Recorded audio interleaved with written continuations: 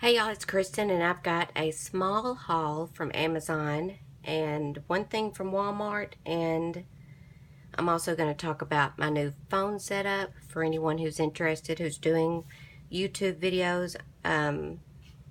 I'll talk about the new little thing I got, the little gadget. It's really nifty. Anyway, from Amazon I got two reinkers, a walnut stain and a vintage photo.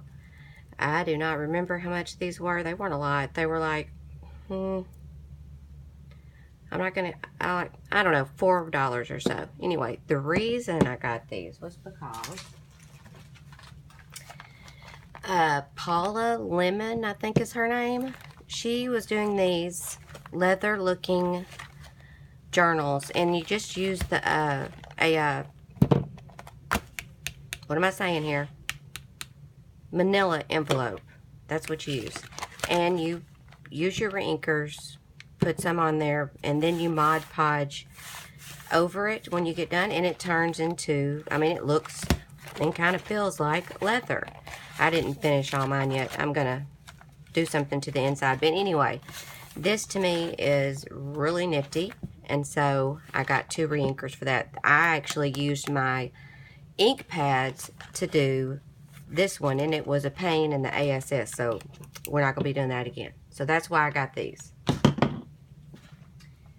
And then I got some white craft text, sorry. This stuff is really cool. I have some of the craft colored, but I wanted to get some white to see, you know, how it worked and how it colored up and all that. I think it was about $7 on Amazon. Then I got this stamp set from Inkadika Do. It's a 5-piece, and you can just kind of, you know, make your own landscape. You know what I mean. Anyway, the little butterfly, it's a 5-piece, and little butterfly is separate, so you can, you know, move it around and make your own thing. I think this is really pretty. And I'm not sure about this. I got some of this trim or yarn. I don't know. It's okay. When I was looking at the picture on Amazon, it looked a little better. And I'm not saying it's ugly. It's not what I'm saying. It's different. And maybe it'll look better, you know, if I add it, when I add it to my journals. I'm not sure. It's got little sequins in it. And some of it's silver, and it turns to black, and I don't know about that part. And then I wanted to show you this right here. If you're a crafter, you know that we need these a lot. And I don't like the ones that you have to, you know, unlock the little latches on either side to get into it. This, to me, is much easier because it just has one little, you know, place right here where you open up, and it stays shut very well. I got this at Walmart, and of course, I don't have the little tag or sticker thing that went on top, so I have no idea what the name brand is, and I'm very sorry, but the only thing I can say about this is that I got it in the, you know, over at the jewelry section, bead section, over in that area. That's where I got this. And I'll show you, they have two sizes. This is the big size that I just showed you. And your stuff does not, I mean, it doesn't move out of those little holes. It stays in there, that's what you want when you get one of these. So it has this size, and then there's this size right here. So I love these a whole lot. So if you have a Walmart, which most people do, then go over to your jewelry section. They're nice, because like I said, I just don't like those ones with the latches on the edges. Okay, this right here is a great invention. I saw this on someone's YouTube. It was some guy.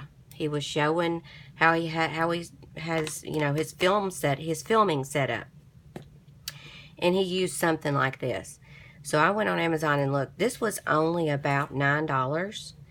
And it clamps onto anything bookshelf or whatever. I've got mine clamped to a bookshelf right now. And then this part right here hooks, you know, it's like a, you know, alligator mouth or whatever, and it clamps to your phone, like the picture right there. I'm going to hold it up. Let me look in here and make sure.